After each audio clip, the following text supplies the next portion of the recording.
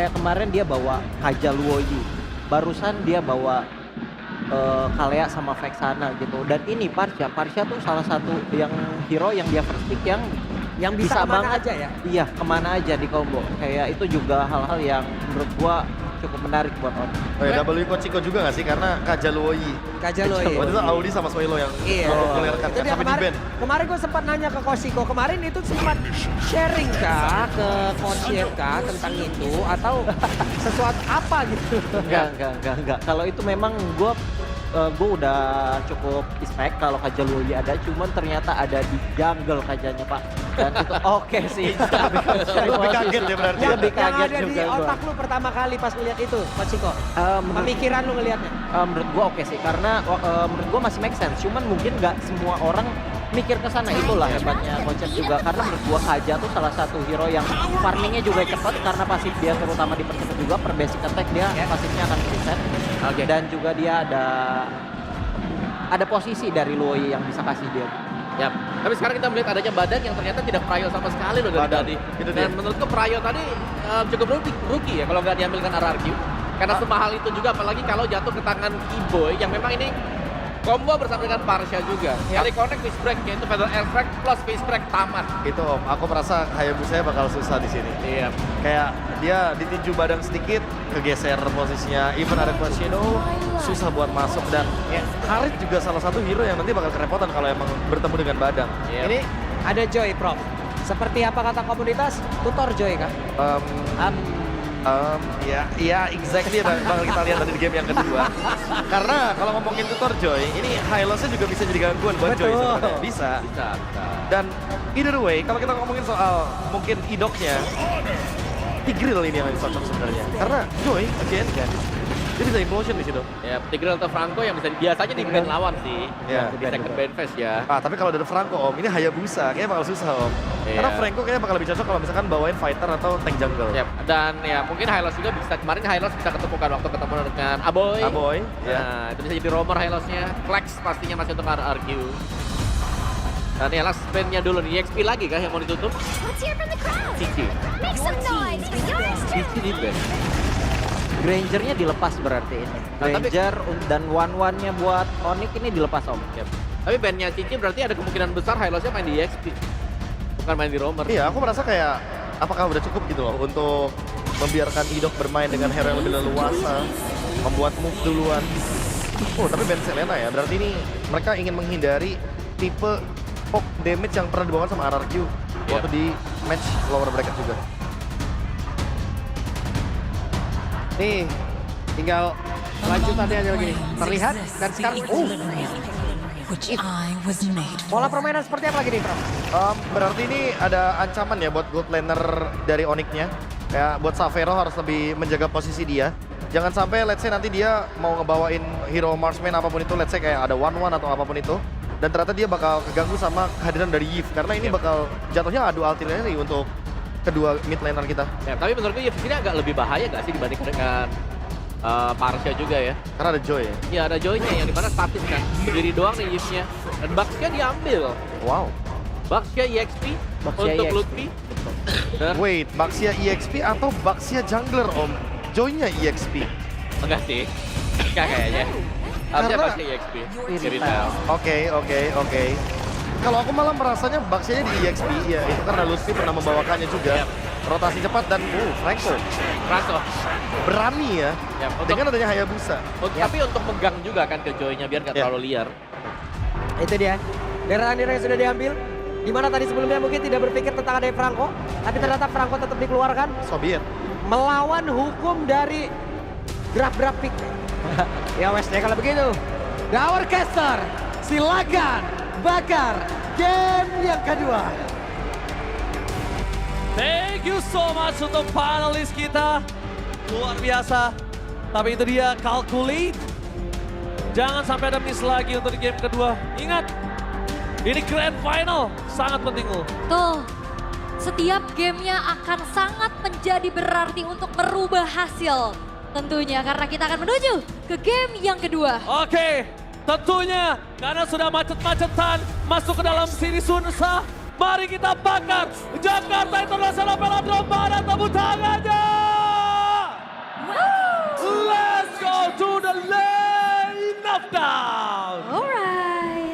Kiboy kembali dengan Badang yang memiliki win rate cukup tinggi juga. Kemarin ada kemunculan 9 kali masih 100% dan harusnya kemarin udah sempat pecah.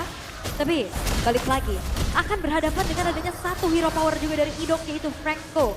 Momentum yang harus dicari. Cuma pertanyaannya balik lagi. Berarti Susujin harus lebih aktif untuk nanti follow up siapapun yang bisa ditarik sama Idok. Karena kalau Idok main sama Riz ini bakal susah banget buat instant kill. Ya itu sama lah seperti dari di game pertama di mana Kairi following up terus sampai dilakukan, tapi Kiboy lihat depan sana bakal serba Iron Hook tapi gagal dengan flicker yang mereka miliki.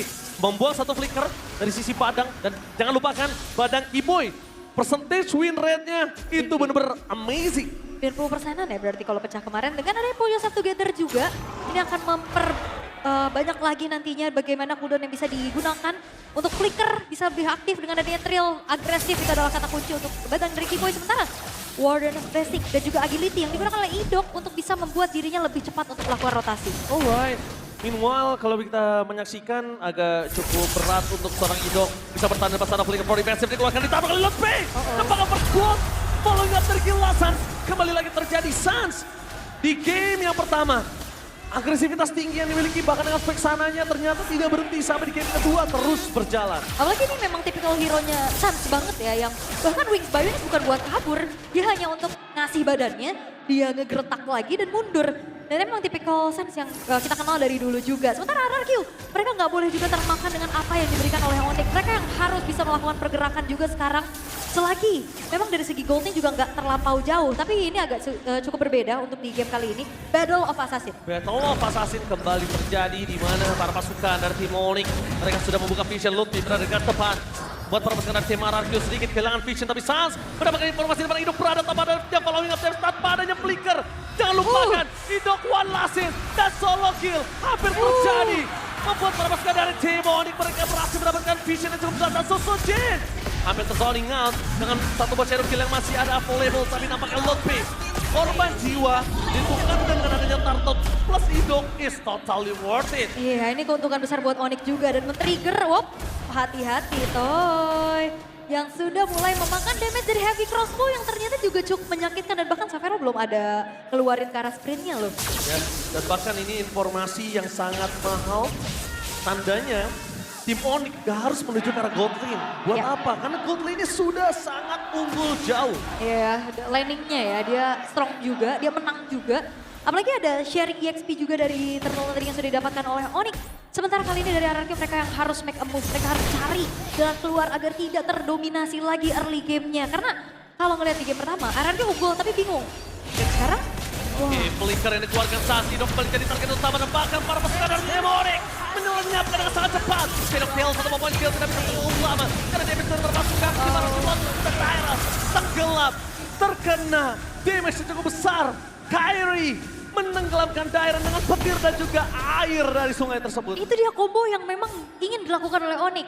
Fist crack ditambah dengan Heavy Strike dari belakang dan itu sangat-sangat berjalan sesuai dengan apa yang direncanakan pula oleh Onyx. Sementara Lutfi yang sudah berlengang leha untuk bisa mengintip ke area jungle dari Susujin. Dia tahu ada Susujin di situ, Iya. tapi dia cuma buka vision supaya Kairinya tidak bisa di-invite. That's it.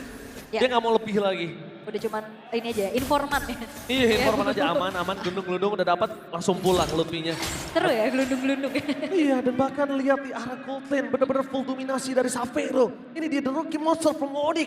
Yep. Didikan Uncle W, Paman W.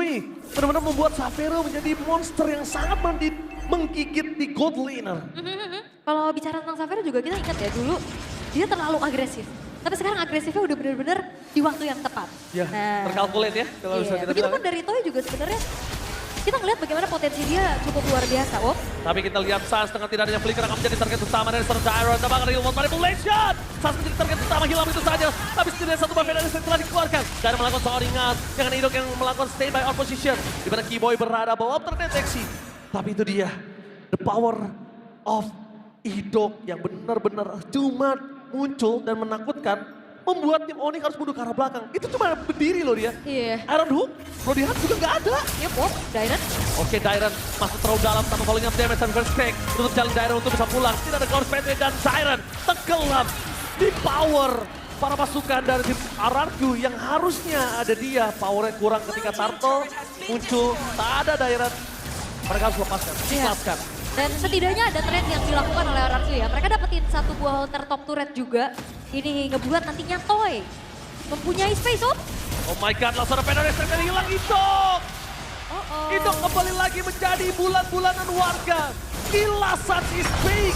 Ketangan Retribution yang on point dari KRI membuat Sosojin dengan Kakashi kali ini harus bertekuk lutut. Iya, unggul level dari KRI yang ngebuat dirinya walk. Tapi hati-hati Suns, dia bakal coba maju. Itu dia, Pedro Estrek gertak-gertak sambal yang tidak ada. Dan bahkan KRI menjadi target utama. Toy mencoba dengan Chrono DS, Synchro Vision, tapi KRI hilang dari Vision. Satu hit terakhir bukan karena KRI bahkan ke gerobak yang menyelamatkan sosok jungler dari tim Onyx. Yap, diusir ya KRI-nya, setidaknya ada objektif lagi yang bisa diambil oleh RRQ. Mereka secure dan udah fun fact nih, 100 juta, wah, 109 juta 97 ribu 2 minion. minion yang sudah lenyap di Lane of Dawn. Dari Red in season peace, Red in peace ya, Rest in peace ya. Season 1 sampai dari 5 bulan. Iya, 7 tahun tuh. Dan Bang langsung aja mania mantap! Kehilangan Lutfi sebagai badan tapi KRI tidak terkenal diam. Ini World Manipulation mencoba untuk menutup jalan di sana KRI tapi Sosojin masih mau lebihkan. Best crack from Keyboy! What a play from Keyboy! Fist cracknya menutup jalan Sosojin bahkan tidak ada. Shadow kill di depan sana. Itu dia musuh dari segala assassin. Badang. Bahkan dia nggak perlu ngebuka banyak resource kayak dia buka tonjok satu kali aja efek knockback ini bakal miskalkulasi banget bagi assassin dan dikunci terus-terusan sehingga kali ini Sosojin harus mendapatkan poin dead pertama dirinya. Onyx semakin jauh lagi meninggalkan bagaimana sekarang gold yang mereka pimpin. Iron Hook. Mania mantap. Keyboy menjadi pilihan utama tapi sehingga Fauri Bessie dengan Toy memasak arah Tyran. No following up damage, no real world manipulation, no way. Keyboy tidak boleh dilepaskan begitu saja karena lihat apa yang dimiliki dari tim Onyx itu Keyboy kalau selamat dia bounce back bisa balik walaupun tanpa flicker. Dia punya fist break. Tapi ya ternyata Keyboy yang hilang ini menjadi sebuah angin segar juga untuk RRQ. Di mana turtle-nya juga sudah muncul. Kesempatan mereka untuk bisa mematahkan perfect turtle bagi Onyx terbuka sekarang. Tapi mereka masih punya Lutfi, mereka masih punya distraction. Maka coba ditutup di depan sana. Terus sekarang di RRQ terlihat dengan posisinya cukup banyak. Dan Sapero free hit, KRI dan free hit from Sapero. Dia bisa terlalu besar, berhasil mendapatkan steal. Turtle, what the play from KRI. Again, perfect turtle for Onyx. Berubah segalanya. Dan under kondisi dari RRQ makin tenggelam di Lane of Dawn. Wow, ini akan semakin mendominasi lagi bagaimana Onyx mereka menambahkan kembali keunggulan mereka. Dengan secure ke arah perfect turtle-nya. Bloodwing sekarang sudah diamankan juga oleh Suns. Dan bagaimana tidak damage dari KRI sulit dibendung. Holy Crystal-nya udah selesai dan item defense magic dari RRQ cuma ada di Dairon saja dengan membeli buah Radiant Armor. Ya, tapi yang harus diingat oleh para pasukan dari tim RRQ, para raja muda mereka harus tahu reset yang cepat. Karena Onyx selalu melakukan hal tersebut, reset yang cepat. Dan ini yang dilakukan oleh RRQ, kalau tidak, memang ini best of 7. Tapi 4 game itu nggak banyak loh. 4 game itu nggak banyak untuk memperebutkan satu Immortal Trophy MPL Indonesia. 4 game hitungannya berarti scrim satu pertemuan ya? Satu pertemuan, makanya gue bilang 4 gak game. banyak. Benar. Alright, dan kali ini RRQ mereka harus mencari lagi bagian momentumnya karena ini Lutfi juga ganggu banget, dia tabrak lagi Dairon-nya. Lutfi memang ditugaskan untuk melakukan zoning out dan lihat Tyran bahkan gak punya power atas Lutfi. Ketika kita tahu Lutfi ini menjadi badan untuk tim Onyx, sebaliknya Dairon menjadi badan untuk tim RRQ, bahkan bisa kita bilang Dairon adalah salah satu power initiate-nya RRQ. Tidak ada yang bisa dilakukan kalau Dairon-nya nggak bisa make a move. Iya, kayak tadi sebenarnya udah bagus ya. Dairon-nya pas ngeliat Suns-nya berdiri, dia langsung buka Burst Pathway dan dapat itu menjadi sebuah hal yang mungkin bisa dicoba lagi oleh RRQ. Tapi masalahnya sekarang udah mulai susah nih. Maksimalnya mantap! The Winter Crown berhasil membuat Keyboy bertahan tapi dengan terus kita berpolanya dari KRI langsung fokus ke backline. Sama ada follow punya damage dengan damage yang tidak dimiliki dari tim RRQ. Malah mereka yang terkocar-kacir. Maksimalnya mantap! Lebih target satu-satunya yang bisa mereka makan dengan segala damage yang mereka berikan. Tapi Onyx, mereka punya positioning. Satu yang paling penting yang belum terpecahkan oleh RRQ. KRI tidak bisa terikat. Iya, dan tadi juga Rinse selamat loh. Akhirnya gak ada trade point kill kan yang dilakukan sama Onyx-nya. Rinse selamat walaupun kena tetesan Feeder Ice Strike. Tapi mungkin Hidoknya udah mulai bisa ganti lagi gameplaynya karena tadi kita udah ngeliat Iron Hook. Terus juga dengan ada Bloody Hand. Keyboy! Ini shift power, targetnya sangat mahal. Toy masuk lebih lautan dan bahkan gila yang dilakukan dari Demonic berhasil membuat mereka mendapatkan Lord yang pertama. Wah, dan angle tabrakan kembali terjadi. Tabrakan kembali terjadi, tidak ada nafas tambahan. Tapi kalau mereka falling damage yang berbahaya adalah satu. Lordnya akan jadi sia-sia kalau mereka gagal. Ini Sansnya lihat lagi-lagi ya. Terbang. Gila, Sans is back. Tapi Keyboy, bener-bener ini jackpot banget dia bisa dapetin toy. Yes. Yang dari tadi aman, dia bisa free space untuk farming. Dia belum tumbang sama sekali. Dengan item juga ini akan menuju ke alas Worldly Crystal harusnya. Tapi untuk kali ini, toy yang sudah terkena satu buah backstep yang begitu mengerikan dari Keyboy. Dan flanking yang dari Keyboy yang tidak ketahui sama sekali oleh para pasukan dari tim RRQ. Awareness yang miss. Harus sudah mereka mulai resetan, tapi gila Sans is back. Semenjak adanya Baba Yeba is back. Sans online again. Ngaruh ya, ngaruh. Ngaruh. Oke. Karena memang dia korban keusilan kan biasanya. Jadi keluar lagi nih kodam gilanya juga nih. Tapi di bawah, seperti yang terjadi. Oke, langsung ada pelatihan tapi kalau yang TMS tebakan lihat Kyrie. Outplay! Terroutplay! 2-point kill didapatkan oleh Kyrie. What the amazing jungler from Mori berhasil mendapatkan permainan yang sangat luar biasa, split push yang digagalkan, tapi 2-point kill taruhannya gak worth it untuk RRQ. Ya sekarang memang levelnya juga jauh banget. Kyrie sudah level 15, 1 versus 2, what an outplay.